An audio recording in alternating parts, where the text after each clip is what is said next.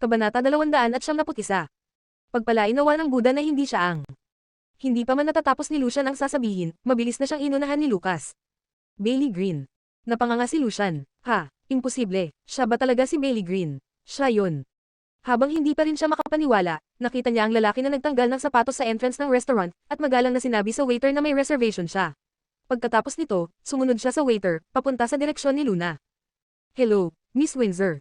Katatapos lang ni Luna sa unang palayok ng sake at kasalukuyan niyang tinitikman ang pangalawang palayok ng cherry blossom liquor na espesyal na gawa ng restaurant na iyon. Nang marinig niya ang kalmadong boses, napatingin siya ng hindi inaasahan. Pagkakita niya sa lalaki sa harapan niya, agad na lumambot ang ekspresyon ni Luna. Tumayo siya at magalang na nagpakilala. Opo, ako si Luna Windsor. Kayo po ba si Mr. Green?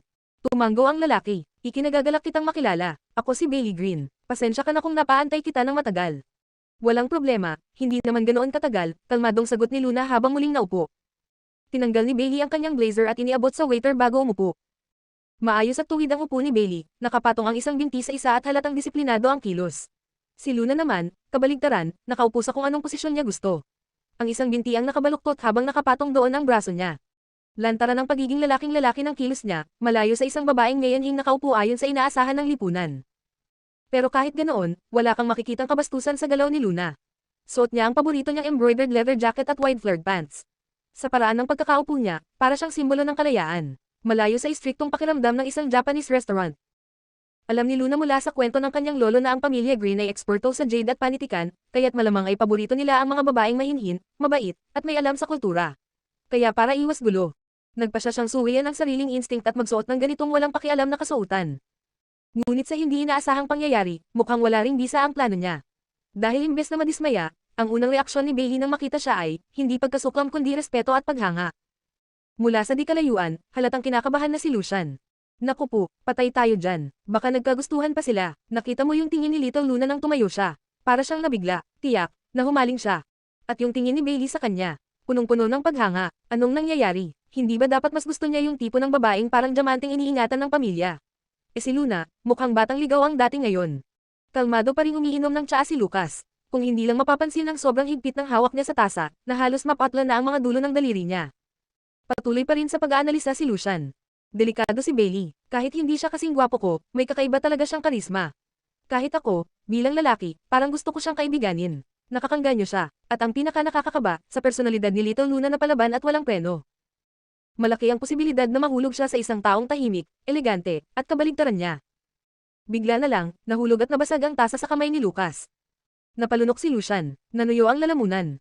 Wawala, huwag mong pansinin yun, bro. Nagbibiro lang ako, hindi sila magkakatuluyan, promise. Di ba sabi ni Little Luna may gusto na siyang iba? Imposibleng magustuhan niya si Bailey Green. Lalong dumilim ang mukha ng kanyang kapatid nang marinig ang sinabi niya. Hindi na nakapagsalita si Lucian. Tahimik siyang tumikom. Alam niyang bawat salitang bibitawan niya sa sitwasyong ito ay parang pagsaboy ng gasolina sa apoy. Sa kabilang mesa, nagsimula ng lumalim ang pag-uusap ni Luna at Bailey. Kahit medyo malayo ang lamesa nila mula sa magkapatid na Ford, dahil tahimik ang buong restaurant, pwede pa rin nilang marinig ang usapan kung lalakasan lang nila ang pakikinig. Dahil nahuli siya, naramdaman ni Bailey na kailangan niyang magpaliwanag bilang paggalang sa kadate niya. Kaya nagsimula siya. Pasensya ka na talaga, sa totoo lang, may nakita akong matandang babae na nadapa habang papunta ako rito. Sinamahan ko siya sa ospital, kaya natagalan ako. Paf, biglang tawa ni Luna, hindi niya napigil ang sabihin. Ma'am, kung ibang lalaki ang nagsabi niyan sa akin, baka iniisip ko na lang na mababa ang IQ niya para hindi man lang makaisip ng mas matino't makatotohanang palusot. Pero dahil ikaw ang nagsabi, Mr. Green, naniniwala ako. Mukha ka talagang yung tipo ng taong tutulong sa matandang tumawid ng kalsada at maghahatid ng batang ligaw pauwi. Natawa ng malakas si Bailey sa sinabi niya. Miss Windsor, gusto mo bang sabihin, mukha akong mabait? Tumanggaw si Luna, hindi lang basta mabait, sa totoo lang, para ka nangang si Kim Salzi, yung mongheng parang santo. Napatawa ulit si Bailey sa nakakatawang description niya at bahagyang yumuko. Miss Windsor, napaka-interesante mo. Napahinto si Luna, patay. First time ko pa namang makasalamuhan ng ganitong klaseng tao, kung ano-ano na ang pinagsasabi ko. Naglinis siya ng lalamunan at mabilis na bumalik sa pakay niya. Mr. Green, magtatapat na ako. Sa totoo lang, hindi talaga ako sang-ayon sa blind date na ito. Kaso nga lang, naayos na ito ng lolo ko at hindi ko kayang tanggihan siya. Kaya pumunta ako rito para ipaliwanag sa inyo ang sitwasyon. Sana ay maintindihan ninyo. Walang bahid ng galit o pagbabago sa ekspresyon ni Bailey nang marinig ito. Pero kung tititigan mo ng mabuti, may aninong parang kumupas sa loob ng kanyang mga mata. Sa kabilang dulo ng restaurant, biglang lumakas ang pandinig ni Lucian at sumigla. Niece 1, Little Luna. Diretsahang suntok, knockout agad. Pagkarinig sa sinabi ni Luna, kalmadong tumugon si Bailey. Naiintindihan ko, kahit medyo nadismaya ako, nirerespeto ko ang desisyon mo. Kumurap si Luna, bahagyang tinaas ang kilay. Medyo nadismaya. Ibig bang sabihin nito, interesado siya sa akin? Hindi nga, wala sa suot ko ngayon ang magugustuhan ng isang taong tulad niya. Baka nagpapakitang gilas lang siya, yung tipo ng lalaking polite pero may halong landi. Pwede rin. Ituloy natin ang pagkain, bilang magkaibigang normal lang. Walang pressure, okay, wika ni Bailey na may magaan ng ngiti. Doon lang napansin ni Luna na bagamat hindi sobrang gwapo si Bailey, may kakaibang halina sa boses niya. Malambing at sobrang kaaya-aya sa pandinig. At dahil sa kalmadong paraan ng pagtanggap nito sa kanyang sinabi, at sa halip na magalit ay inangkop pa ang sitwasyon, nawala ang guilt ni Luna. Siyempre, walang problema. Samantala, mariing kinagat ni Lucian ang isang hiwa ng salmon. Arg, mali ako ng akala. Akala ko santo siya na hindi man lang lalapit sa babae, pero mukhang nadarang din siya. Kung hindi siya interesado, dapat kanina pa siya umalis at nagbayad ng bill. Pero heto, nagyaya pang mag-dinner bilang magkaibigan. Obvious na may pakay. Patuloy sa pagdadaldal si Lucian, habang si Lucas ay tila pinagsakluban ng langit at lupa. Samantalang si Little Treasure, na mula pa kanina ay nakatitig sa likod ni Luna, ay sa wakas napansin din na may kakaiba. Bakit si Tita Luna kumakain kasama ang isang lalaking hindi ko kilala? Napangiwi si Little Treasure, nag-isip sandali, pagkatapos ay isinulat sa kanyang whiteboard. Date, Kabanata 272. Tama nga naman, kung hindi niya alam, kailangan niyang itanong. Nagde-date ba si Tita Luna, kasama ang ibang lalaki? Sabay na tumingin sina Lucas at Lucian sa isinulat ni Little Treasure. Napabuntong hininga si Lucian at tiningnan ang bata na para bang sasabihin na sa kanya na iiwan na siya ng sariling ina. Baby, mas malala pa ito sa date. Ang tawag dito ay blind date. Alam mo ba yon? Umiling si Little Treasure ng tapat. Ang blind date ay isa sa mga sinaunang ritual ng tradisyonal na kasal. Pwede rin itong tawaging meet the parents, interview, ligawan, o pakikipagtagpo. Kadalasan, tinitingnan dito ang background ng pamilya ng bawat isa, at may mga tagapamagitan na nag-aayos ng lahat. Pagkatapos niyan, mag-uusap na ang matatanda sa magkabilang panig para pag-usapan at planuhin ang kasal. Habang nagpupumilit magpaliwanag si Lucian, si Little Treasure naman ay inosente pa rin nakatitig sa kanya, halatang hindi pa rin lubos na nakakaintindi. Kaya't napilitan si Lucian na ibagsak na ang katotohanan. Ibig sabihin ng blind date, kukunin na si Tita Luna ng ibang lalaki. Tapos, magkakaanak sila ng ibang baby. Nanlaki ang mata ni Little Treasure sa narinig. Para siyang tinamaan ng kidlat sa gitna ng araw. Si Tita Luna, pupunta na sa ibang lalaki, para magkaanak, ng ibang baby, baby. Ang kawawang Little Bun ay paulit-ulit na iniikot sa utak ang nakapanlulumong pangungusap na ito, at sa isang iglap, bumuhos ang kanyang luha, parang silang gripo na hindi na mapigilan. Balak lang sanang takutin ni Lucian ang bata, pero nasobrahan siya sa biro. Nang makita niyang humagulgol si Little Treasure na parang wasak ang mundo, agad siyang nataranta. Baby, huwag ka na umiyak. Matalimang tingin na ibinato sa kanya ni Lucas. Agad niyang kinandong si Little Treasure at pilit na pinapakalma. Ang blind date ay simpleng paraan lang para magkakilala ang lalaki at babae, malayo pa yan sa kasal. At isa pa, tinanggihan na siya ni Luna kanina. Nagkakasama lang sila ngayon para kumain. Pero huli na ang lahat, nasugatan na ng malalim ang puso ng Little Bun. Hindi na siya tumatanggap ng bagong impormasyon. Patuloy pa rin siyang humahagulgol habang humiikbi, halos hindi na makahinga. Wala sa bokabularyo ng dalawang matandang lalaki kung paano ba talaga paamuin ang batang umiiyak. Kaya habang pinapanood nilang magkadurog-durog ang puso ni Little Treasure, tila lumulubog na rin sila sa kanilang pagkabigo. Sa kabilang banda, walang kamalay-malay si Luna sa kung anong malungkot na eksenang nangyayari sa likuran niya. Kanina pa siya nakaubos ng 2 palayok ng cherry blossom liquor. Kahit hindi ito gaanong matapang, medyo tinamaan pa rin siya. At dahil sa pagiging magaan ng loob ni Bailey, hindi mo namamalayang bumababa ang depensa mo kapag kasama mo siya. Habang kumakain sila ng sashimi, panay rin ang kwentuhan nila tungkol sa mga ligtas at casual na paksa. So nasa jewelry business ka pala. Sakto, kasi balak ko talagang magtayo ng fashion studio. At syempre, gagamit kami ng accessories tulad ng mga alahas. Kapag dumating ang tamang panahon, kakapalan ko ang mukha ko para humingi ng tulong sa'yo. Biglang umarte si Luna bilang isang responsableng businesswoman habang sinisingit ang promotion ng business niya. Ngumiti si Bailey. Miss Luna Windsor, huwag ka nang mahiya. Kung kailangan mo ng kahit ano, tawagan mo lang ako. Matapos ang ilang sandaling kwentuhan, bigla siyang nagtanong. Miss Windsor, hindi ko alam kung naaalala mo pa, pero matagal na panahon na ang nakalipas, minsan na tayong nagkita. Pagkarinig nito, bahagyang natauhan si Luna. Nagkita na tayo dati. Paano nangyari yon? Wala akong maalala. Dahil sa kakaibang presensya ni Bailey, sigurado siyang naalala sana niya kung nagkita na sila noon pa. Uminom si Bailey ng isang lagok ng sake, saka kalmadong sinabi. Noon kasi, ang atensyon mo ay nakatuon sa ibang tao. Kaya natural lang na hindi mo napapansin ang iba. Kahit pa sabihin nating kaakit-akit siya, malamang ay naging invisible lang din siya sa mata ni Luna noon. Bukod pa roon, estudyante pa lang siya noon sa universidad. Napakurap si Luna. Base sa sinabi ni Bailey, tila tinutukoy nito ang 5 taon na ang nakalipas. Yung mga panahon ng baliw pa siya kay Yuan. Ngunit, wala talaga siyang matandaan na pagkikita nila ni Bailey, kaya't natural lamang na magkaroon siya ng kaunting kuryosidad kung saang eksena siya nito nakita at bakit hindi iyon nabura sa alaala ng lalaki kahit lumipas na ang 5 taon. Talaga, kailan yun? Tanong ni Luna sa casual na tono. 5 taon na ang nakalipas. Sa ika-18 mong kaarawan, sagot ni Bailey. Bahagyang nanginig ang tasa sa kamay ni Luna. Dahil iyon ang pinakamasaklap na araw sa buong buhay niya. Lumamlam ang tingin ni Bailey habang dahan-daang nagsalita, alam mo namang magkaibigan ng matagal ang mga lolo natin, kaya sumama rin ako sa birthday dinner na yun. Naalala ko, suot mo noon ang isang puting bestida. Unang beses kitang nakita noong gabing yun, at sa unang sulyap pa lang, para kang isang tunay na prinsesa. Hindi alam ni Luna kung ano ang dapat niyang isagat sa narinig. Ha, prinsesa, Mr. Green, mukhang malabo na ang alaala mo. Peke yung bestida na yun, at pinagtawanan pa ako ng lahat. Ngunit hinunahan siya ni Bailey, totoo man o peke, may halaga ba talaga yun? Kahit pa sa mga bibi ipinanganak ang pangit na sisiw, sisidlan pa rin siya ng kagandahan ng isang gansa. Hindi yun mababago ng kahit anong panlabas na bagay.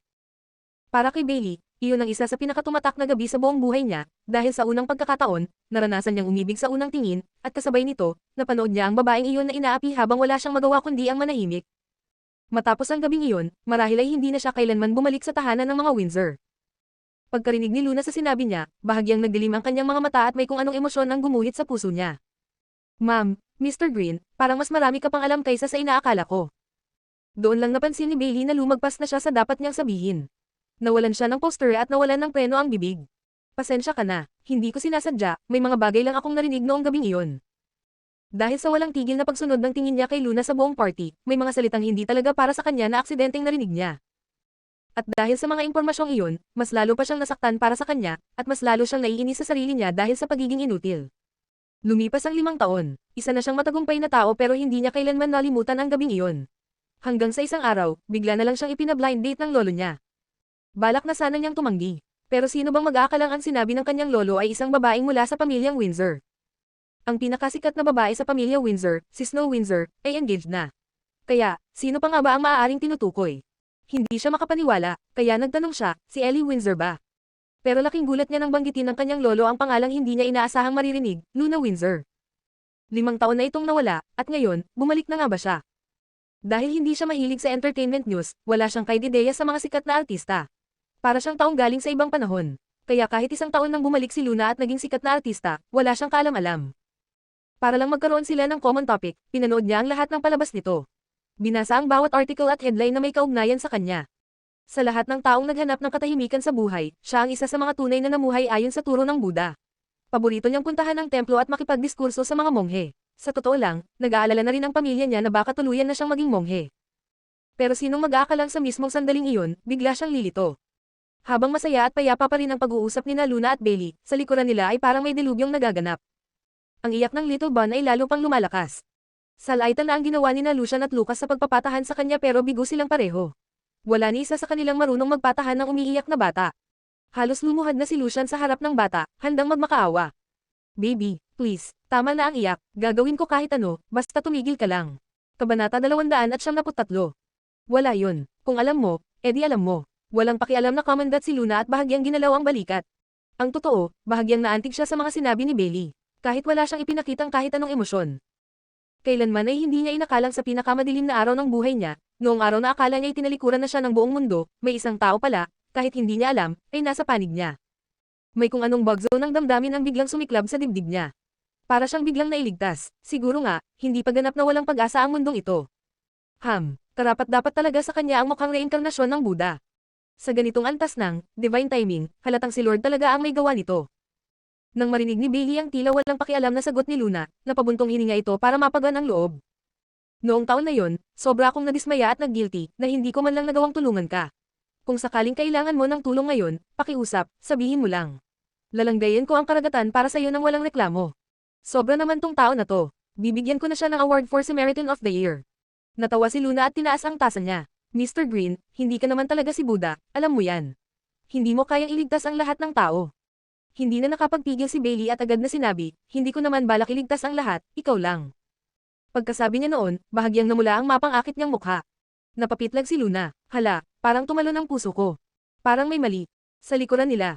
Little treasure, tama na ang iyak, please. Alam kong mali ako, Hindi na ako magsasabi ng kung ano-anong kalokohan. Kapag tuloy-tuloy ka pang umiyak, pati ako maiiyak na rin. Habang abala si Lucian sa pagsuyo sa bata, narinig niya ang tinig ni Bailey, hindi ko naman balak iligtas ang lahat, ikaw lang, na para bang love confession. Biglang nanlaki ang mata niya. Anak nang, huwag ka talagang magpapaloko sa itsura. Ang galing pala sa banat ni Bailey Green. Habang pinapanood ang anak niya umiiyak at ang dalawang taong nasa harapan niya, isang matinding sensasyon ang gumapang sa dibdib ni Lucas. Isang kilalang pakiramdam ng matagal ng kinikimkim na galit. Pinilit niya itong pigilan, pero ang matinding pagnanais na sirain ang sinumang lumalapit kay Luna ay nag-uumpisang kumawala. Sa kabilang banda, gusto sanang ipaliwanag ni Bailey na wala siyang ibig sabihin sa sinabi niya, pero sa huli, pinili niyang manahimik. Ipapaliwanag, para saan pa? 5 taon ko nang hinihintay ang araw na to. Gaano pa ba katagal akong maghihintay? Si Luna, sa kabilang banda, ay tuliro. Hindi niya alam kung paano re-responde sa biglaang lamang ni Bailey. Pero bago pa man siya makapag-isip, may narinig siyang mga yabag sa likuran. Isang pamilyar na anino ang bumalot sa mesa sa harapan niya. Paglingon niya, nakita niya si Bailey na tila nabigla, nakatingin sa likod niya. Biglang bumilis ang tibok ng puso ni Luna. Dahan-dahan siyang lumingon. At nakita niya ang Great Demon King na si Lucas, may masungit na ekspresyon sa mukha, at sa bisig niya ay si Little Treasure, na humahagulgol ng sobra. Napakunot ang noo ni Luna. Bakit nandito sina Lucas at Little Treasure? Pareho silang nakatayo roon, ang isa'y tahimik, ang isa'y walang tigil sa pagiyak, habang iniaabot ang munting mga kamay kay Luna para sa yakap. At siya naman, nakaupo sa harap ng ibang lalaki. Ano ba tong eksenang to? Parang asawa at anak na nahuling may kabit. Dahil sa sobrang gulat, hindi agad nakareact si Luna. Nanatili siyang nakatitig, hindi agad inabot si Little Treasure. At nang mapansin ng Little Bun na hindi siya kinarga ni Tita Luna, agad na lumiit ang mukha niya, at parang sumabog ang dam ng mga luha niya. Umiiyak siyang parang sinaktan ang puso niya, at pilit niyang ibinubuka ang kanyang bibig para magsalita, ngunit wala siyang masabi. Mula sa paningin ng isang tagalabas, ang dahilan kung bakit hindi makapagsalita ang Little Bun ay dahil sa matinding pagiyak, ngunit kung titingnan mong mabuti ang kanyang mga labi, malinaw mong mababasa. Tahimik pero paulit-ulit siyang bumibigkas ng, "Mommy." Nang mabasa ni Bailey ang galaw ng labi ng bata, nabitawan niya ang tasa at tumilapon ito sa sahig. Ang bata bang ito, ay tinatawag si Luna na Mommy. Paanong nangyari yun? Imposible, hindi pwedeng totoo yan. Mukhang 4 o 5 taon pa lang ang batang ito. Paano magkakaroon ng anak si Luna na ganoon nakatanda? At ang lalaking ito na may malamig na ekspresyon at nakakabigat na presensya, parang nakita na niya dati. Napatingin siya kay Luna na halatang gulat na gulat din. Pwede bang napagkamalan lang siya? Habang paikot-ikot ang mga tanong sa isip ni Bailey, biglang tumayo si Luna at mabilis na inagaw ang bata mula sa yakap ni Lucas. Mahigpit niya itong niyakap at mahinahong kinausap na parang sariling anak. "Darling, huwag ka na umiyak, sorry na, kasalanan ko, okay. Huwag ka na umiyak, please." Nanlumo ang mukha ni Bailey sa eksenang yun. At sa susunod na segundo, nagtagpo ang paningin nila ng lalaking nakatitig sa kanya ng malamig at mapanganib. Nasa mga mata ng lalaki ang hayagang babala na kung sino mang lalapit sa kung ano ang pagmamayari niya ay dapat handa na may kapalit.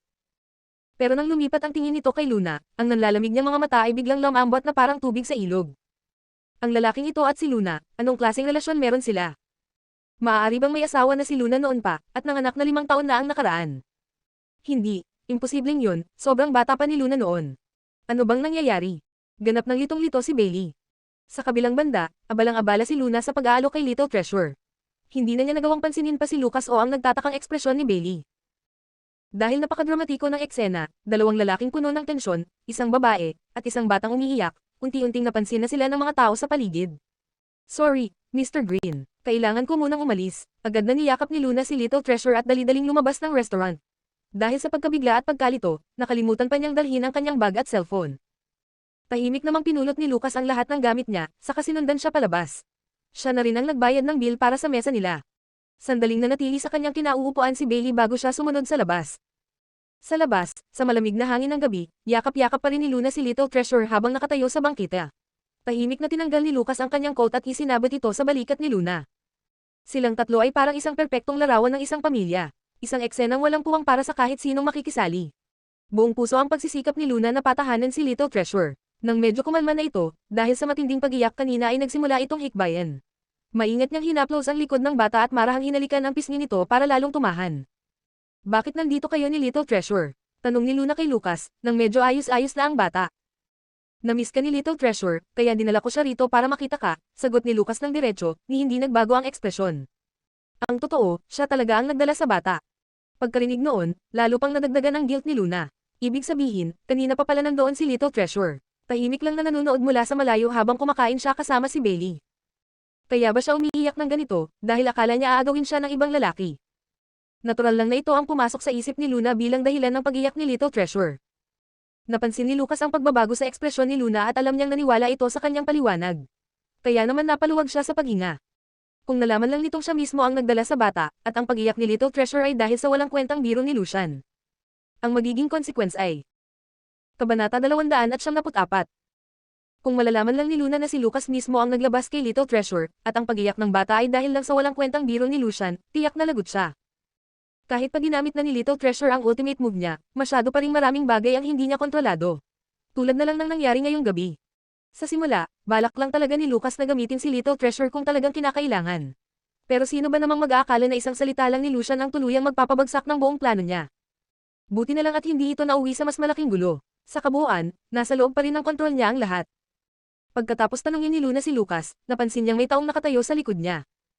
Paglingon niya, nakita niya si Bailey na tahimik na nakatayo ilang hakbang palayo, nakatitig sa kanila. Hindi niya alam kung gaano na ito katagal doon. Nang makita niya ang maputlang mapatla si Bailey, parang papel ang kulay ng mukha, may kung anong kirot na dumampi sa puso ni Luna. Mula sa kaibuturan ng tiyan niya ay sumiklab ang hindi maipaliwanag na kaba. Bagamat naramdaman na niya kanina sa hapunan na baka may pagtingin sa kanya si Bailey, mukhang mali ang tansya niya sa lalim at bigat ng damdamin nito. Ang ekspresyon sa mukha nito ngayon, hindi iyon mukha ng isang taong nakakita lang ng dating hinahangaan. Mas mukha pa itong isang taong matagal nang nagmamahal. Pero, paano? Ang nangyari 5 taon na ang nakalipas ay isang napakaikling pagkikita lang. Paano siya magkakaroon ng ganoong kalalim na damdamin mula roon? Subalit anuman ang paliwanag, malinaw ang realidad sa harap niya. At sa puntong ito, may problema na talaga. Kahit na sandali lang silang nag-usap sa hapunan, alam ni Luna na mabuting tao si Bailey.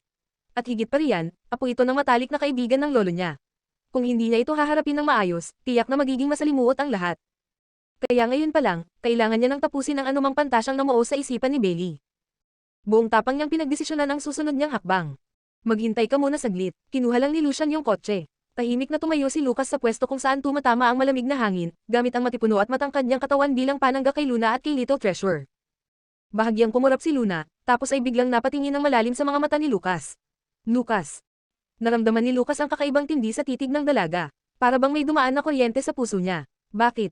Hindi kumurap si Luna. Ang titig niya ay parang kayang sumilip sa pinakakaibuturan ng kanyang puso. Ang totoo, ayaw talagang sumama ni Little Treasure ngayong gabi, hindi ba? Ikaw lang ang nagdala sa kanya rito, di ba? Hindi nakaimik si Lucas. Kanina lang, nagpapasalamat siya dahil plakado ang plano niya, pero ngayon, parang mabubuking siya. Agad siyang nag-isip ng paraan para makalusot. Pero hindi niya inasahan, na habang ini-interrogate siya ni Luna ay bigla itong tumayo sa tiptoes at hinalikan siya sa labi. Boom! Wala na siyang alam. Nagblangko ang utak ni Lucas. Tuluyan siyang na-paralyze. Si Luna, ano ang ginagawa niya? Kitang-kita pa rin niya ang mahabang pilik mata ng dalaga sa sobrang lapit, ramdam pa rin niya ang banayad na amoy ng alak sa mga labi nitong malambot at mainit. Parang panaginip. Hindi, kahit sa panaginip, hindi siya kailanman nang ahas na mangarap ng ganitong klaseng eksena. Hindi alam kung kailan dumating si Lucian sakay ng kotse, pero pagbungad ng bintana, ang eksaktong tagpong ito ang bumungad sa kanya. Sa sobrang gulat niya, muntik na niyang apakan ang accelerator sa halip na preno. Ano to? Anong mundo na tong binalikan ko?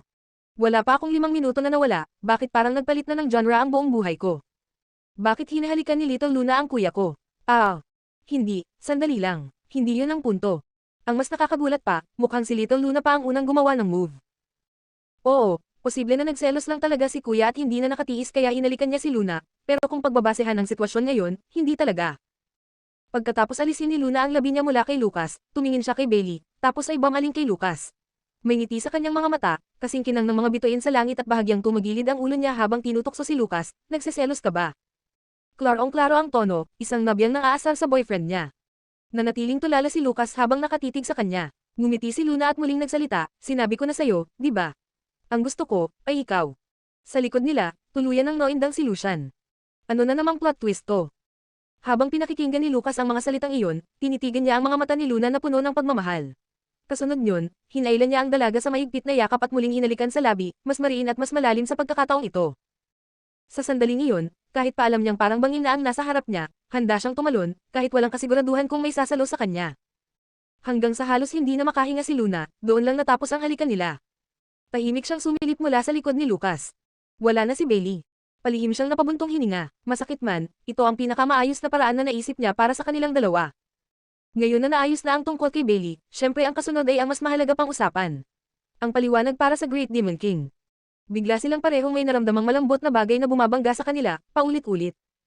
Isang munting ulo ang sumingit sa pagitan nila, si Little Treasure. Doon lang naalala ni Luna na buhat-buhat pa rin pala niya ang bata. Agad siyang pumiglas mula sa higpit ng yakap ni Lucas. Hoy, Lucas, naiipit si Little Treasure. Ah, anong klaseng irresponsibleng guardian ako? Sa sobrang pag-iisip ko kung paano paasahin at sabay buwagin ang ilusyon ni Bailey, nakalimutan ko na may bata pala akong bitbit. At ginawa ko pa yung mga R-rated na bagay sa harap niya. Nang marinig iyon, saka lang natauhan si Lucas at napatingin sa anak niyang naipit sa gitna nila. Nakabusangot na ang pisngi ng Little Bun, nakatingin sa ama niya na parang gustong sumabog sa inis. Ang oo mo, Dad. Hinalikan mo na si Tita Luna, niyakap mo pa. Hindi mo man lang ako sinabihan. Pero kahit nanenes siya, parang, hindi siya galit ng todo. Kasi kung gusto ni Tita Luna si Daddy, ibig sabihin, pwede pa rin siyang maging Tita Luna niya. Wait, hindi na pala tita, magiging Mami Luna na siya. At sa pag-iisip niya nito, pinatawad niya temporarily ang daddy niya. Pagkabitaw ni Lucas, ibinaba ni Luna si Little Treasure at saka siya tumayo ng tuwid. Bahagyang yumuko ng 90 degrees. Pasensya na po, Big Boss. Hindi ko po sinasadya ang panglalapastangan. Para maiwasan ang mga unnecessary complications sa future, gusto ko na pong tuluyan ng mawala ng pag-asa si Bailey Green kaya, sa sobrang desperation ko, nahalikan ko po kayo.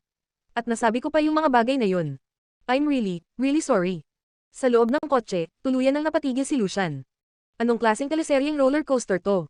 Bigla siyang naawa sa kuya niya. Kanina lang, akala nito, gusto siya ni Little Luna. Tapos bigla, parang binagsakan ng truth bomb. Poof, wala na ang ilusyon. Tahimik lang si Lucas habang nakatitig kay Luna. Ni isang salita, wala siyang sinasabi. Napakagatlabi si Luna. Nako, baka nagalit si Great Demon King. Ang totoo, kaya lang niya nagawa yun ay dahil alam niyang matalino si Lucas. Isang tingin lang, maiintindihan agad nito ang dahilan sa likod ng ginawa niya, at sana, kaya siyang tanggapin. Kabanata 275. Ang tanging dahilan kung bakit naglakas loob si Luna ay dahil tiwala siyang sapat ang talino ni Lucas para agad maunawaan ang tunay niyang motibo at baka nga, kaya siya nitong ay accommodate. At sa huli, tama nga siya. Nakipag-cooperate si Great Demon King ng maayos, at ang eksena ay lumabas na perpekto, parang scripted. Pero, habang pinagmamasdan niya ang reaksyon ni Lucas ngayon, parang may mali. Eureka, huwag naman sanang inakala ni Lucas na totoo yun. Hindi yun naaayon sa IQ ng isang Great Demon King. Ang totoo, natulala lang si Lucas saglit. Pero agad niyang naintindihan ang gustong gawin ni Luna. Alam niyang umaarte lang ito. Pero kahit alam niya yon, pinili niyang paniwalaan na totoo ang lahat, at hayaang lumunin siya ng panaginip na iyon. Maya-maya, nagsalita na rin si Lucas. Magaan niyang hinaplos ang buhok ni Luna, saka mahinahong sinabi, okay lang. Magaling ka. Tahimik siya kanina, hindi dahil galit siya. Gusto lang niya isa-isahing namnamin ang lahat, ang halik nito, ang mga sinabi nito, at ang naramdaman niya sa sandaling iyon. Nang marinig iyon ni Luna, napabuntong hininga siya sa ginhawa. Buti na lang. Pero teka, bakit parang ang weird pakinggan mong, magaling ka? Sa puntong iyon, hindi na nakatiis si Lucian. Ah, brother, sister-in-law, excuse me po. Matagal na po akong naghihintay dito. Balak niyo pa po bang sumakay sa kotse? Napairap si Luna at saka binuhat si Little Treasure papasok ng sasakyan. Habang nasa loob na sila ng kotse, may pilyong ngiti si Lucian. Hihihi, Little Luna, nakita ko lahat. Kawawa naman ang baby Little Treasure ko. Naipit na nga sa gitna, muntik pa mamatay sa halikan. Naningkit si Luna at pasigan na nagsalita, Lucian Ford. Habang iniisip ko yung nangyari kanina, lalo akong nagtataka. Oo, gets ko na malungkot si Little Treasure dahil nakita niya kami ni Bailey na magkasama.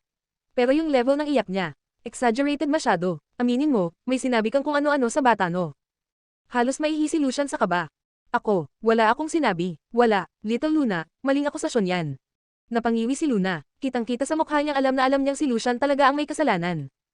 Maling akusasyon daw. O sige, tanungin natin si Little Treasure. Tingnan natin kung mali nga ako. Napatulala si Lucian. Halos malaglag ang panga niya sa takot. Agad siyang lumingon sa kapatid niya at nagsimulang manalangin gamit ang mata. Bro, tulungan mo ko. Kapag nalaman ni sister-in-law, yari talaga ako. Sasaktan niya ako ng kasing lakas ng pagmamahal niya kay Little Treasure. Napatingin si Lucas kay Lucian, na parang kunhong nanginginig sa takot. Dahil na rin sa ilang ambag ng kapatid sa nakaraan, naisipan niyang sagipin ito. Tumikim siya at tinanong si Luna, Luna, sinabi mong gusto mong mawala na ang pag-asa ni Bailey. Ibig sabihin ba yun, interesado siya sa'yo? Nadivert agad ang atensyon ni Luna. Napakamot siya ng ulo at napailing. To be honest, ako rin nagulat. Hindi ko talaga alam kung paano niya ako nagustuhan. Nagkakwentuhan lang kami over dinner, tapos nalaman ko na once pala kaming nagkita, 5 taon na ang nakakalipas. One time lang, wala nang follow-up. Of course, baka nga nag-overthink lang ako. Pero whatever it is, ang importante, tapos na ang issue. Salamat sa'yo, Big Boss. Thank you ulit. Sumagot si Lucas, walang anuman. Crisis averted. Napapunas ng pawis si Lucian sa ginhawa. Phew. Pagkakita niya sa seryosong ekspresyon ng kuya niya, bigla siyang nagkaroon ng renewed energy. Kung iisipin, hindi rin naman masama ang performance ni kuya ngayon, Hindi siya gumawa ng kahit ano, pero natalo ang kalaban. Tapos nakakuha pa siya ng kiss. Jackpot. Kung ganito kagaganda ang reward, okay lang na magreklamo ako ulit sa susunod. Sa wakas, ayos na rin ang lahat. Habang nasa kotse, handa na si Luna na tawagan ang kanyang lolo para i-report ang nangyari.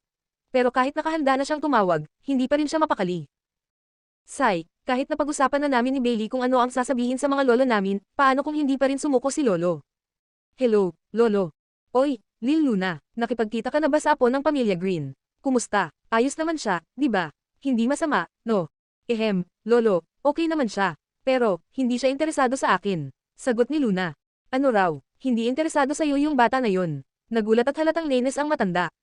Hindi, lolo, ang ibig kong sabihin, pareho kaming hindi interesado sa isa't isa. Kaya please, huwag niyo na kaming ipilit, okay? Mahinahon pero diretsong paliwanag ni Luna, ayon sa plano nila ni Bailey. Sa kabilang linya, ramdam ang pagka-disappoint ng matanda. Paanong nangyari yun? Isinigurado ko munang makilala siya bago ko kayong pagkilalanin. Wala siyang kapansanan, mukhang matalino pa, kaya lang naman ako pumayag na mag-blind date kayo. Ayaw mo sa tipo niya.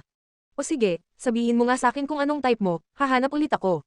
Meron pa akong isang matandang kaibigan, yung apo niya. Patay. Napayuko si Luna at tinakpan ang mukha. Lolo, tama na po, ayoko na pong maghanap ng partner ngayon.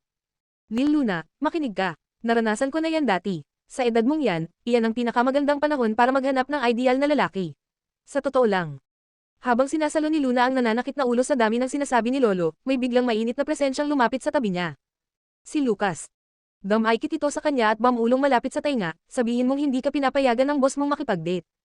Napakurat si Luna, tinakpan niya agad ang speaker ng phone at bamulong pabalik, ha? Hindi ba sinabi sa'yo ni Judy? Sa sitwasyon mo ngayon, hindi ka pwedeng magkaroon ng boyfriend, sagot ni Lucas na parang may script. Kumikinang ang mata ni Luna sa narinig. Tama, ayos yan na dahilan. Narinig naman ni Lucian mula sa driver's seat ang usapan at nagbubulong siya sa sarili. Haha, oo nga, hindi ka pinapayagan ng boss mo makipag-date. Kasi gusto niya siya lang ang pwede mong jawin. Lolo, gusto ko lang pong galingan sa trabaho ngayon. Nasa growth stage pa po ako, at hindi kami pinapayagan ng company na makipagrelasyon. Pagkarinig ni Henry nito, halos pumutok sa galit. Ha, hindi pinapayagan makipag-date. Anong klaseng kumpanya yan? Alam ba ng boss mo ang ibig sabihin ng human rights? Napatingin si Luna kay Lucas, na mukhang handang suluhin ang bala para sa kanya. Lolo, ganito po talaga sa industry. Kapag may boyfriend kami, pwede kaming mawalan ng fans. At saka, kakabukas ko lang po ng sariling studio. Araw-araw po akong magiging abala. Next month, nationwide promo tour. Pagkatapos nun, start na ng panibagong shooting. Wala po talaga akong oras. Gusto sanang i-connect ni Lolo ang usapan sa plano niyang pagpapatrabaho kay Luna sa kumpanya, pero sa dami ng sinabi nito, mukhang wala talagang butas. Bagamat may panghihinayang siya, ramdam naman niyang fulfilled at masaya ang apo niya sa sariling karera at doon, kontento na rin siya. E paano na ang mga apo ko? Kailan ko kaya sila makikita? Pagkarinig ni Luna sa mahinang buntong hininga ng matanda, napatingin siya sa Little Bun at marahang hinaplos ang ulo nito. Kung anak ko lang sana talaga si Little Treasure, tapos na lahat ng problema. Lolo, paano kung magpa-test tube baby na lang ako? Boom! Napatulala si Lucas. Namilog ang mata ni Lucian. Parang nawalan ng preno ang kotse. Si Little Treasure, napakagatlabi sa pagkalito. Test tube, baby. Ano yun? May laruan bang ganun? Kabanata 296. Kalokohan. Mas konserbatibo pa rin mag-isip ang matanda, kaya imposibleng matanggap niya ang ganitong ideya. Pero dahil natatakot din siyang masyadong pinipilit si Luna hanggang sa gumawa ito ng kapusukan, agad niyang nilambungan ang tono, sige na, bata ka pa naman talaga. Mag-focus ka muna sa career mo. Hindi ka na muna gagambali ni Lolo, pero may isa lang akong hiling, dalasan mo ang pagdalaw dito. Hindi naman kalabisan yun, di ba? Pagkarinig noon, agad na lumiwanag ang mukha ni Luna. Hindi po, promise, madalas po akong bibisita. Pagkababa ng tawag, nakahinga na rin ng maluwag si Luna. Sa wakas, naayos na rin ang problema. Habang nagmamaneho, hindi pa rin makapaniwala si Lucian sa narinig kanina tungkol sa test tube baby. Bro Logan, grabe ka. Pati yung test tube baby game ka na ngayon. Napairap si Luna sa kanya. Gustong-gusto ng lolo ko ng mga apo, wala nga akong nobyo. Anong gusto mong gawin ko? Saan ka kukuha ng sperm? Tanong ni Lucian. Di sa sperm bank, saan pa? Napatingin si Lucian sa rearview mirror papunta sa kuya niya, at may kapulyuhang sinabi, actually, may ready-made na sa tabi mo. Sobrang ganda pa ng jeans. Alam na alam ni Luna kung sino ang tinutukoy nito, kaya agad siyang umalma. Tama na, hindi pang bata yung topic na yan. Magkaanak kasama ang Great Demon King. Biglang nagsalita si Lucas, sa natural na paraan, mas maganda ang quality ng sperm. Nap-icon si Luna. Tama na nga kayo, binanggit ko lang yun sa biro, huwag niyong gawing seryoso. Andito pa si Little Treasure. Pagyuko niya, buti na lang, nakatulog na si Little Treasure sa pagod sa pagiyak. Sa tapat ng Pearl River Hotel. Hinahatid ni na Lucas at Lucian sina Luna at Little Treasure sa kanilang pintuan. Hinaplos ni Lucas ang ulo ng anak bago lumingon kay Luna, aalis na kami.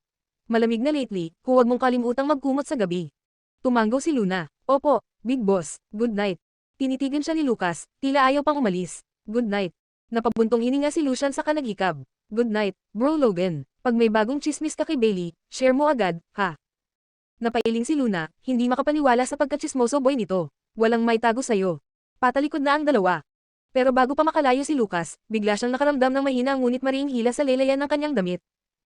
Paglingon niya, nakita niyang gising na pala si Little Treasure, at nakatitig sa kanya kahit antok na pa ang mga mata habang mahigpit na nakakapit sa damit niya, ayaw siyang pakawalin. Napatigil si Lucas. Hindi pa kasi kailanman naging ganito ka-affectionate sa kanya si Little Treasure. Tuwing ihahatid ito pauwi kay Luna, para pang masayang-masaya ang bata kapag paalis na siya. Pati sina Lucian at Luna ay gulat na gulat din. Anong meron, Little Treasure? Mahinahong tanong ni Luna. Alam na agad ni Luna kung ano ang hinahanap ng bata, kaya kinuha niya ang writing board nito mula sa bag. Habang patuloy na nakahawak sa damit ng ama, pinunasan ni Little Treasure ang antok sa kanyang mga mata gamit ang isang kamay, at gamit ang isa pa'y nagsulat sa board. Daddy, huwag ka munang umalis. Bago pa man makapag-react si Lucas, bigla na lang nagwawala sa drama si Lucian. Wow, ang lamang ng Little Treasure. Gusto ko na rin ng anak. Gusto ko na rin mag-test tube baby. Sa mga sandaling iyon, hindi maipaliwanag ang nararamdaman ni Lucas.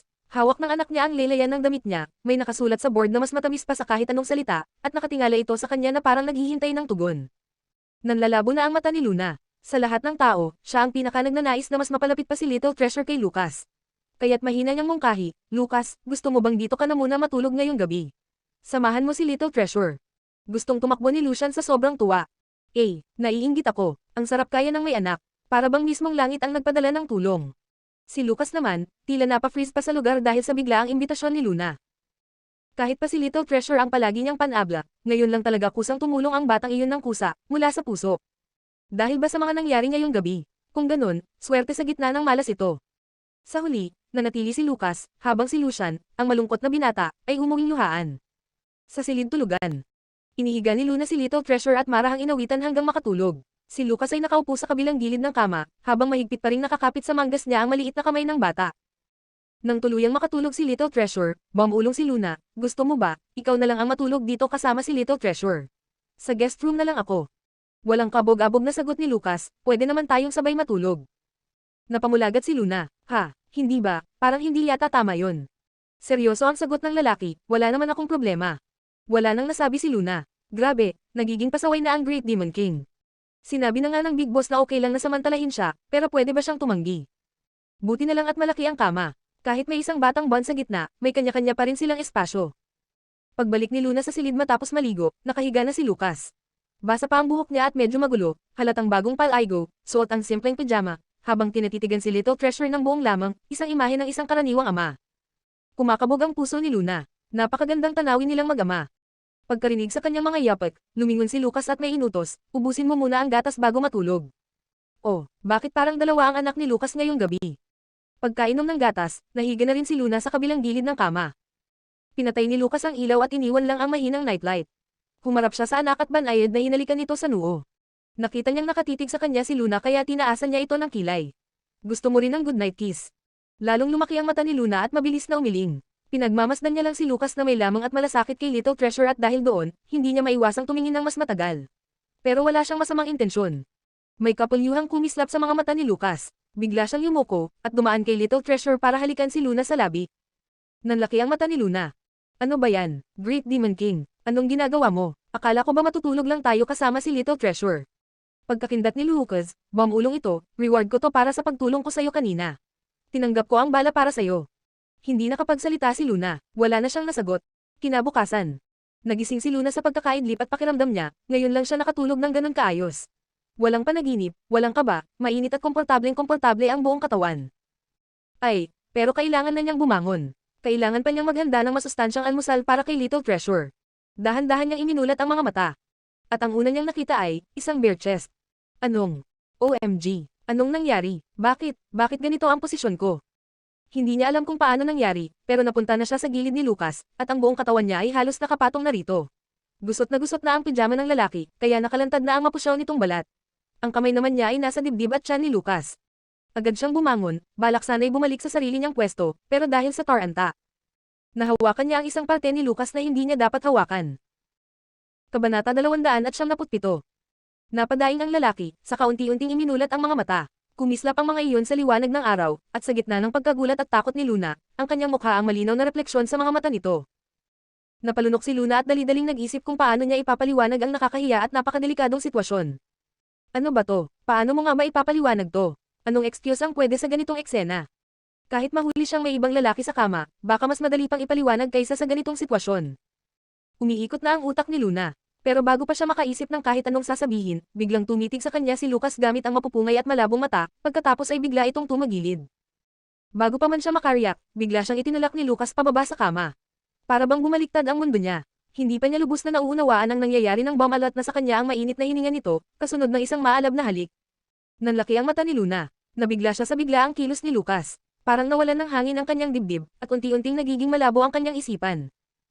Ang emosyon at pisikal na reaksyon ng katawan niya ay nagsimulang sumabog, masyadong matindi, masyadong mapanganib.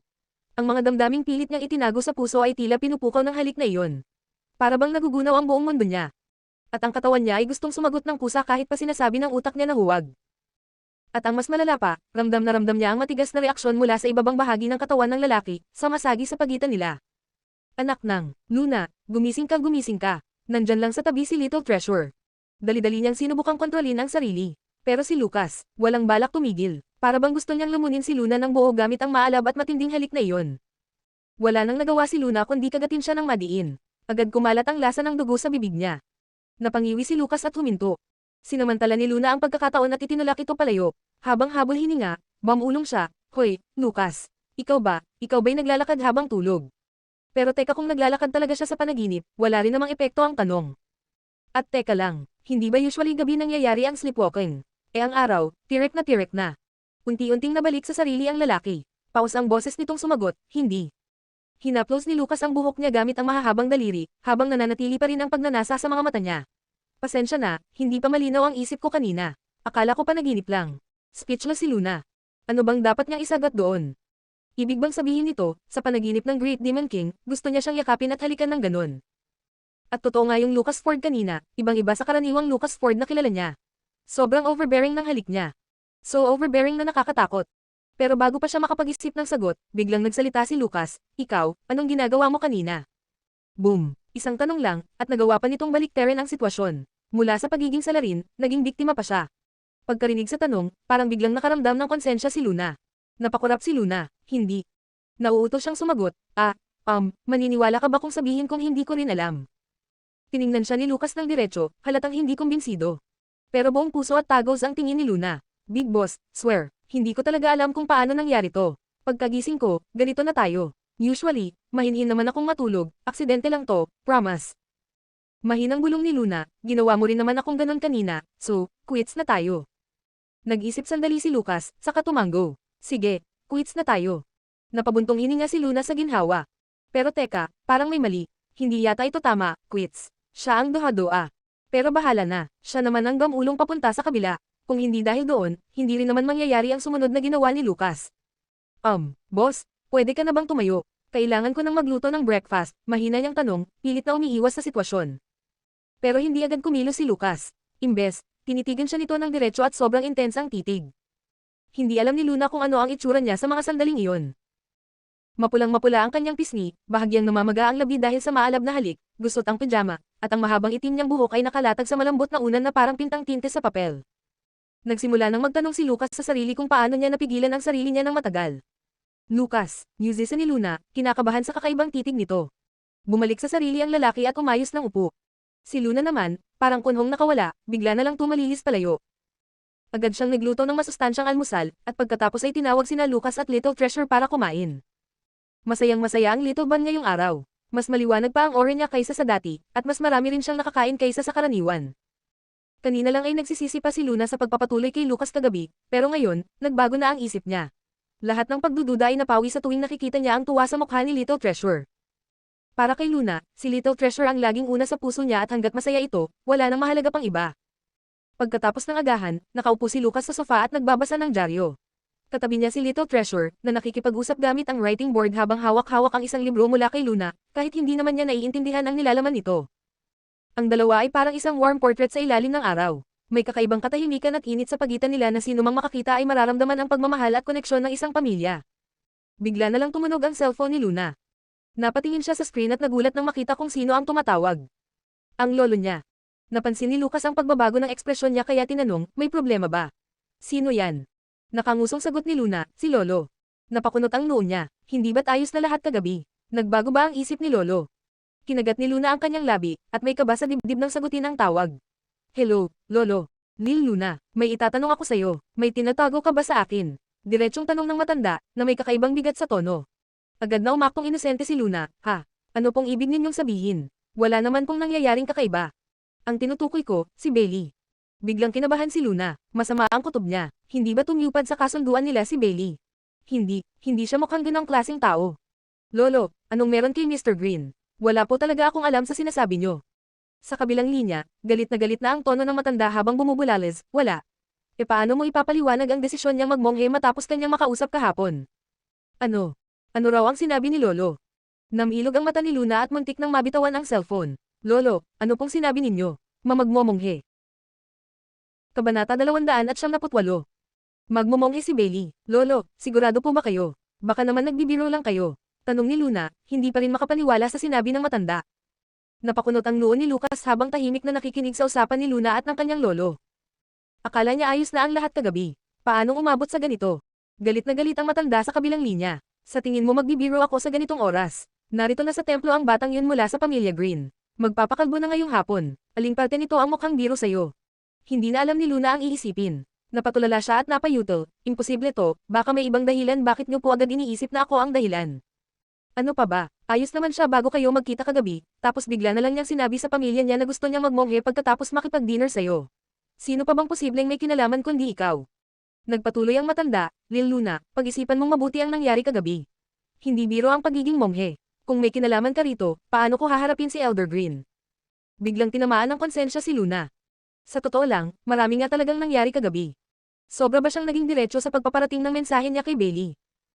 Pero kahit na, hindi naman siguro ito sapat na dahilan para bigla na lang siyang magdesisyong iwan ang mundo at pumasok sa templo.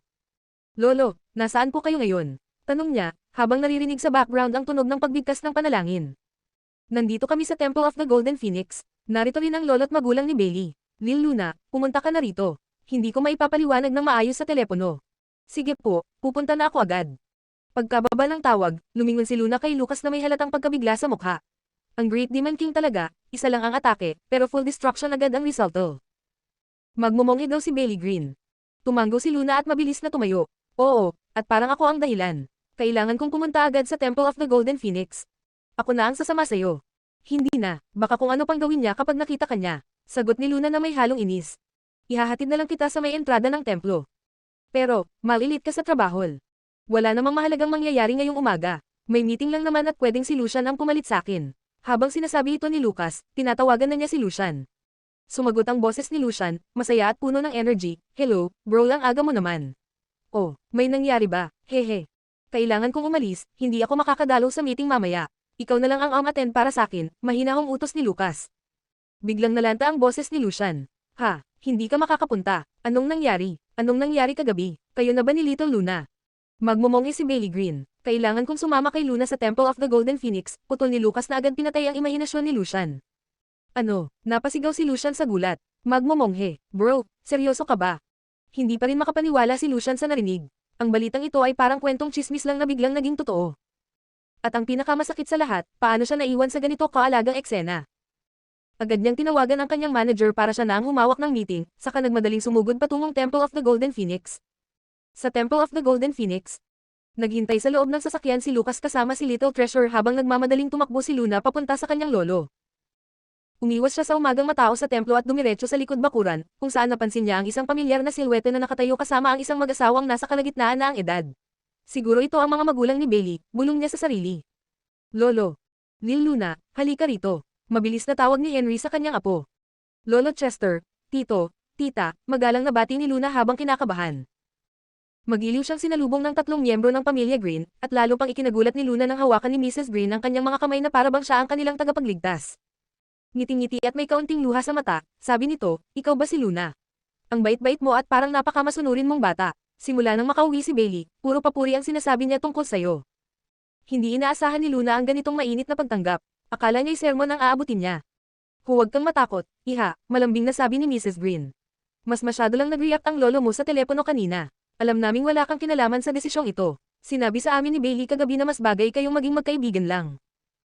Nakahinga ng maluwag si Luna, pero sa parehong pagkakataon, nakaramdam siya ng konsensya. Inakala niyang nagsumbong na si Bailey tungkol sa kanilang kasunduan, pero imbes ay puri pa ang ibinigay nito sa kanya. Aish, inaasahan sana niyang isa lang itong mayamang playboy. Mas madali niya sanang hawakan kung ganun. Pero, patuloy pa ring nakahawak sa kanyang kamay si Mrs. Green, halos maiyak na, pasensya ka na kung tinawag ka pa namin rito. Wala na kaming ibang maisip na paraan. Hindi namin talaga maintindihan kung bakit siya bigla na lang nagdesisyong magmonghe. Kaya ikaw na lang ang huling pag-asa namin. Base sa tono niya kagabi, ramdam kong may nararamdaman siya para sa'yo. Baka makinig siya kung ikaw ang kakausap sa kanya. Pwede mo ba siyang pakiusapan para sa amin? Biglang sumabat si Elder Green, nararamdaman. Paf, sa tingin ko in love na yung batang yun kay Luna, hindi lang basta paghangayan. Nang una ko Sly ang inalok ng blind date, tinanggihan niya agad. Pero nung nalaman niyang si Luna ang ipapakilala ko, biglang nagbago ang tono niya. Napakunot noo si Mrs. Green. Pero hindi ba't siya rin ang nagsabi na hindi niya type si Luna at mas bagay daw silang magkaibigan lang. Sumingit naman si Mr. Green, ganun talaga si Bailey. Napakatahimik niyan, at hindi marunong makipagkompetensya. Lalo na't lumaki siyang nakababad sa aral ng Budismo, kaya lalong hindi yan nakikipag-agawan. Malamang napansin niyang walang espesyal na damdamin sa kanya si Luna kaya pinili na lang niyang itago ang nararamdaman niya. Nagkanya-kanyang interpretasyon ang mga matatanda, hindi man lang hinintay ang paliwanag ni Luna. Sumang-ayon si Mrs. Green sa sinabi ng asawa, oo nga, kung ganun ang takbo ng isip niya, baka nga kaya niya naisip ang gawin to. Mukhang may punto rin.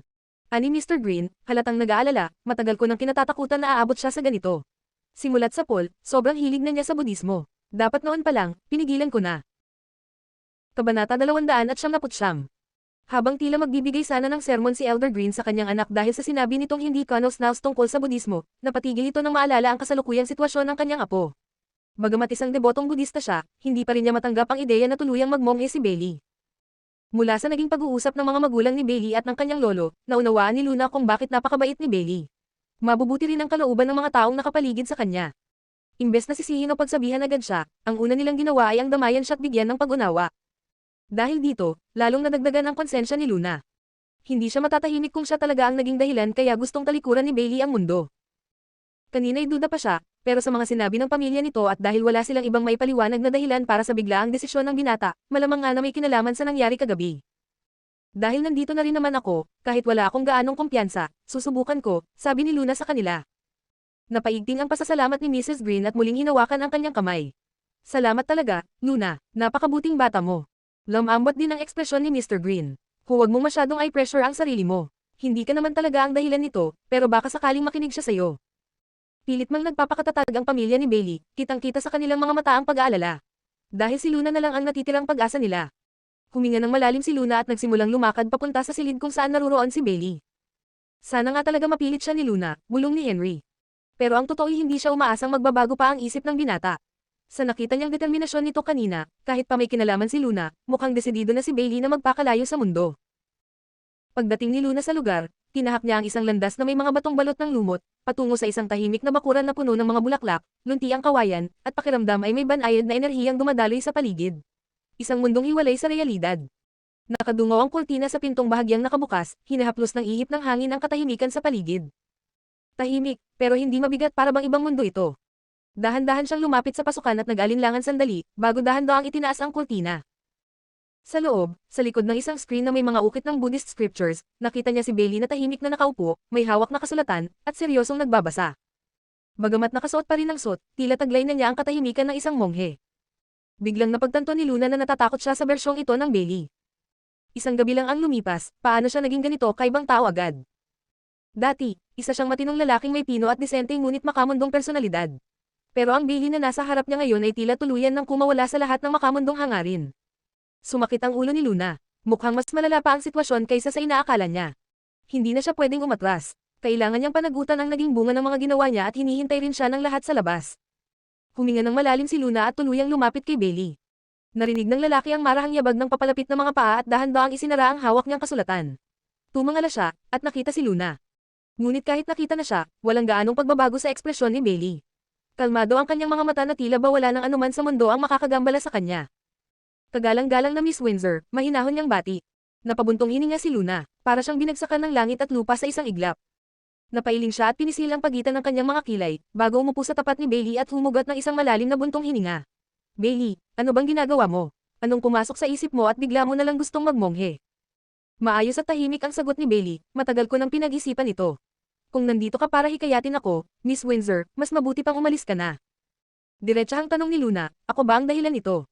Lahat ng ito ay pasya ko. Walang kinalaman ang sinuman. Huminga muli si Luna, pilit na inaalam pa ang katotohanan. Pwede ko bang malaman kung bakit? Kahit na dahil sa nangyari kagabi, noong nalaman mong may ibang tao akong gusto, hindi naman kailangan umabot sa ganito. Hindi ito makatuwiran. Ngunit ang naging tugon ni Bailey ay lalo lang niyang ikinabigla. Lahat ng bagay ay panandalian. Sandali ng langit, sandali ng impyerno. Sandali ng buhay, sandali ng kamatayan. Napapitlag si Luna. Diyos ko, hindi ka ba pwedeng magsalita ng parang normal na tao? Ramdam niyang unti-unting kinakalabit ng takot ang puso niya. Kung nakakaramdam ka ng konsensya, Miss Windsor, hindi mo kailangan. Buong kusa kong pinili ito, mahinahong tugon ni Bailey. Napuno ng lungkot ang boses ni Luna. Ang pamilya mo, ang mga magulang mo, ang lolo mo. Hindi mo na ba sila iniintindi? Kasama mo sila buong buhay mo, tapos bigla mo na lang silang iiwan para sa pagiging monghe. Ganito ang itinakdang landas ko. Nariyan pa naman si Bernard. Naalala ni Luna na minsan ay nabanggit ni Bailey ang tungkol sa kanyang nakababatang kapatid. Tila planado na talaga ng buo ang kanyang buhay at handa na siyang talikuran ang lahat. Diyos ko naman, Mr. Bailey Green. Pwede bang pag-isipan mo pa ulit to? Hindi biro ang pagiging monghe. Bigyan mo lang ako ng 3 araw. 3 araw lang. Pag-isipan mo muna ulit bago ka tuluyang magdesisyon. Ngunit mariing tumanggi ang lalaki. Desidido na ako, maaari ka nang bumalik, at simula ngayon, Shifu na ang itawag mo sa akin. Itinuro pa nito ang pintuan bilang pahiwatig na dapat na siyang umalis. Shifu, Bailey Green, sigaw ni Luna, puno ng inis at pagkadismaya. Ang banayad na itsura nito ay tila ilusyon lamang. Matigas ang ulo nito na parang bato. Halos gusto na niyang paluan ito ng vase, buhatin, at pilitin pauwiin. Pero nanatili lang itong nakaupo, matatag, parang isang lumang batong hindi matinag. Pagod na si Luna sa kakapaliwanag at pagsuyo, pero hindi pa rin niya magawang gisingin ito sa katotohanan. At sa gitna ng lahat, nagring bigla ang cellphone niya. Tumatawag ang lolo niya. Lumabas siya ng silid para sagutin ito. Hello, grandfather. Lil Luna, bakit ang tagal mo naman? Kumusta na? Ano nang nangyari? Napayuko si Luna, puno ng pagkadismaya sa sarili. Sorry po, grandfather. Sinubukan ko na po talaga, pero hindi talaga siya nagpapapigil. Napabuntong hininga ang matanda. Ha, inaasahan ko na rin naman yan. Bumalik ka na dito, Lil Luna. Ngunit nagngit-ngit sa determinasyon si Luna. Huwag kayong mag-alala, grandfather. Maghintay lang po kayo saglit. Maghanap muna po kayo ng lugar para makapagpahinga at makakain, susubukan ko ulit. Sige, pero huwag mong sosobrahan ang sarili mo, ha? At sandali lang, gusto kang makausap ng Uncle Vincent mo. Kabanata 300. Si Mr. Green na ang tumawag ngayon, bumalik ka na dito, Luna. Hindi mo talaga nauunawaan si Bailey. Kahit na mukhang malambot siya sa labas, kapag desidido na, hindi siya nagpapatalo. Sobrang tigas ng kanyang puso. Tama siya, Luna, huwag mong pilitin ang sarili mo. Hindi ka namin sinisisi. Hindi mo ito kasalanan, dagdag ni Mrs. Green, natatakot na baka sisihin ng sobra si Luna ang sarili. Tito, tita, naiintindihan ko naman, pero hindi ako susuko hanggat hindi ko nasusubukan ang lahat. Bigyan niyo ako ng isa pang pagkakataon. Nagbago ang ekspresyon ni Luna nang matapos ang tawag. Ang pagbugbog sa kanya at paghatak pabalik ng sapilitin ay hindi ang pinakamainam na solusyon. Kung hindi rin naman magbabago ang isip ni Bailey, aalis at aalis lang din siya kapag nagising siya. Ano nga ba ang dapat niyang gawin?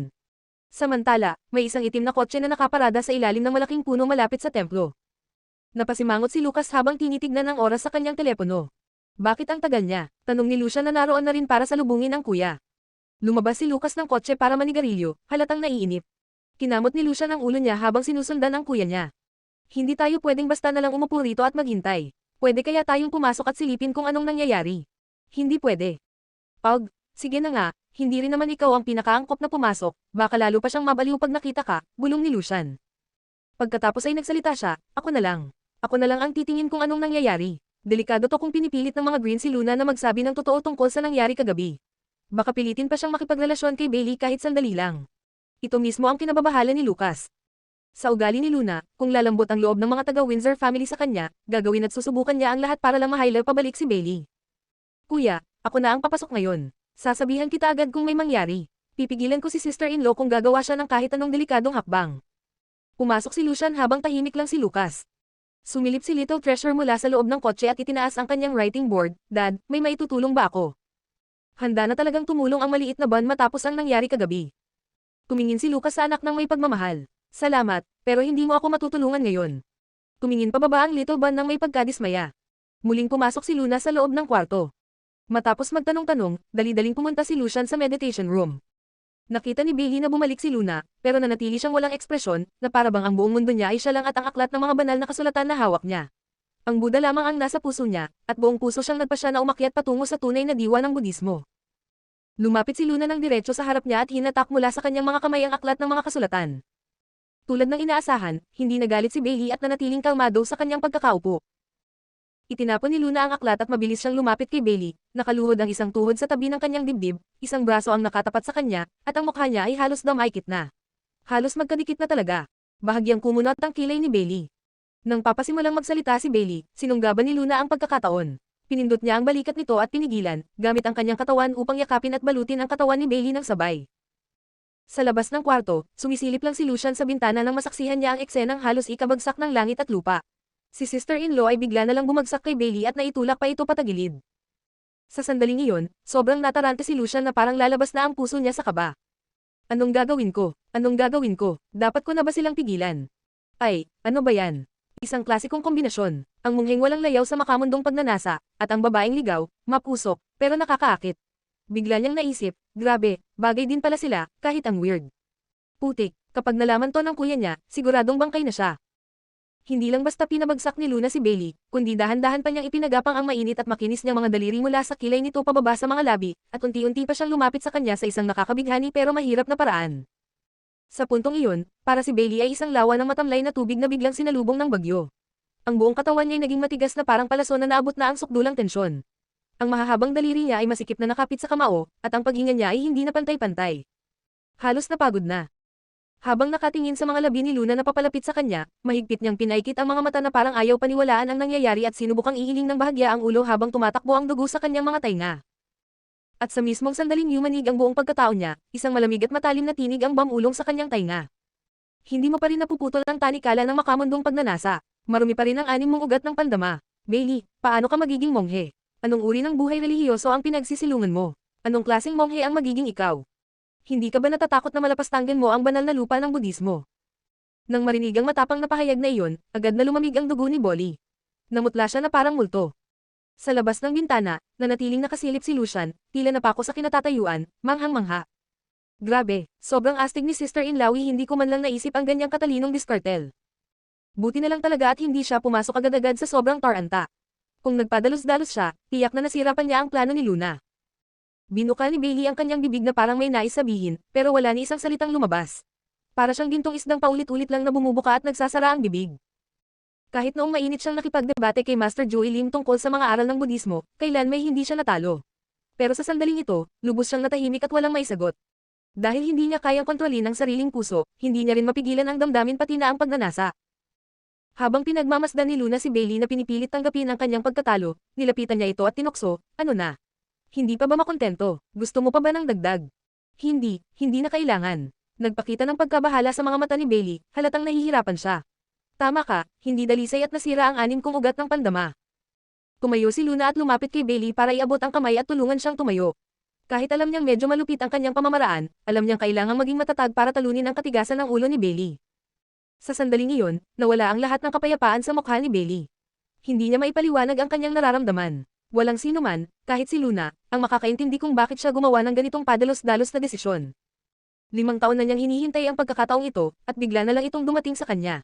Ngunit bago pa niya ito lubos na mapahalagahan, ang bukang liwayway ng pag-asa ay naging parang semento na pader na hindi na matatawid.